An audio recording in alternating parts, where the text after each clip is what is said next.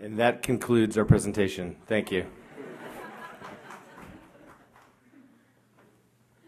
Pretty funny.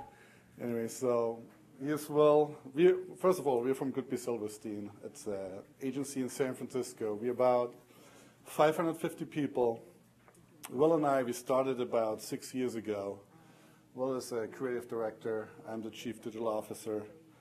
And what else do you want to know? We just want to show you a reel of our work from the last year, so you kind of get an idea. You might have seen certain things, but I still hope you enjoy it. This reel that we're about to show to you is actually a video that we compiled for Agency of the Year submission. So it's kind of catered to that type of audience. So keep that in mind. We created it to submit for an award show. It basically shows you how great we are, and it's a little embarrassing. So here we go. We don't know if it's an advertising truth or not, but if your campaign appears on the cover of a national magazine, you either did something really bad or really good. And if your client had to testify in front of Congress, you either did something really wrong or really right. And say you had an idea to give thousands of teenagers nightmares. Well, that was either really dumb or really smart. So how did Goodby Silverstein and Partners do in 2008? We'll let you decide for yourself. I've dreamed about winning it all since I was probably 9 years old.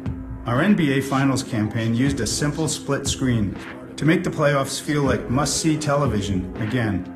This is when one team has a chance to be remembered. The funny thing is, after these ads connected with basketball fans, they connected with everyone else. We saw split screens on Saturday Night Live. No matter who wins, we can all stand behind one idea. Democracy. On Adam Sandler's new movie, on funnyordie.com, and on the cover of 50 Cent's new album. Unpredictable. And when the Democratic nomination became the biggest question of the summer, Time magazine used the technique to remind us there can only be one. Our planners had an idea that Haagen-Dazs should save the rapidly disappearing honeybee. After all, without the bee, Haagen-Dazs wouldn't have their famously fresh ingredients. Honeybees are dying, and we rely on them for many of our natural ingredients. Help us save them. So Haagen-Dazs made a new flavor and supported it with a website, viral videos, and print ads that grew into flowers when you planted them.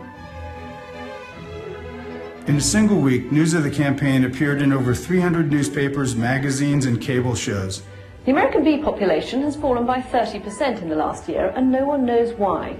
So it may just be ice cream maker Haagen-Dazs which comes up with the answer. And by June 24th, our clients found themselves testifying on the bees' behalf in front of Senator Hillary Clinton on Capitol Hill. Haagen-Dazs has a major stake in the health of America's honeybees. Pollination is essential for ingredients in more than 40% of Haagen-Dazs flavors. Turns out bees have a lot of buzz. Last year, we told you Commonwealth Bank received a lot of criticism for selecting an advertising agency outside Australia. A more accurate description? Every newspaper in the country threw the bank to the crocodiles. So how do you launch a campaign when an entire country hates you and you haven't even done an ad yet? We created a fictional American advertising agency and made them everything the newspapers warned the public we would be, only worse. Guys, that's New Zealand. Call it whatever you want. Austria's leading homeland. Australia. Yeah. Tell you what, you put a hat on a kangaroo and people's heads will explode. The ads we ran had a 90% retention rate, 5 times that of the competition, and higher than any campaign Goodby Silverstein has ever done. And when the Aussies saw we were making fun of ourselves, they ended up kind of liking us. Even the press did an about face. Commonwealth Bank went on to have the biggest increase in market share ever recorded by any bank in a single month. How about the budget? We found a lot of ways to keep our clients culturally relevant this year.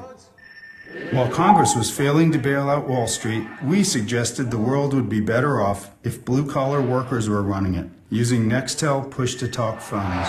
This is the easiest job I've ever had. We're out of here. And in the dog-eat-dog world of retail wireless phone service, we put a face to the third largest wireless network in the country. I'm Dan Hesse, CEO of Sprint, and we have a plan for you. Dan Hesse's ads have had a higher recall rate than anything Sprint has ever done.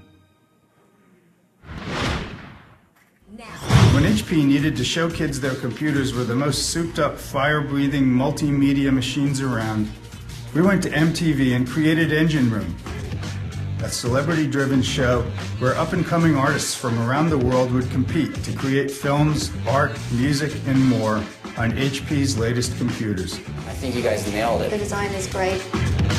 And after that, we had fashion mogul Vivian Tam design her first laptop and walk it down a runway.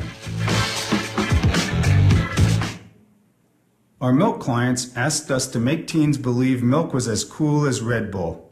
And for a minute, even we didn't think we could do that. Then we envisioned a spandex-clad rock star with a guitar full of milk. It's the curves in my chords, the way when I play. I sip every drip as I rip on mine. It's supernatural. White Gold and the Calcium Twins were launched on a MySpace page. And by the time they were finished, they had 5 songs on iTunes, 3 full-length videos, and thousands of 12 to 17-year-old fans who thought they were real. Doritos came to us with an interesting idea. They wanted to bring back old flavors from the dead. So we convinced them to make an interactive website with no other purpose than to scare the crap out of teenagers. Welcome to Hotel 626. Open only from 6 p.m. to 6 a.m., Hotel 626 used technology never experienced before on a website. It took pictures of you when you least expected it. It gave you directions on your cell phone in real time. Make a right. And it made you sing lullabies to baby zombies. Happy Halloween.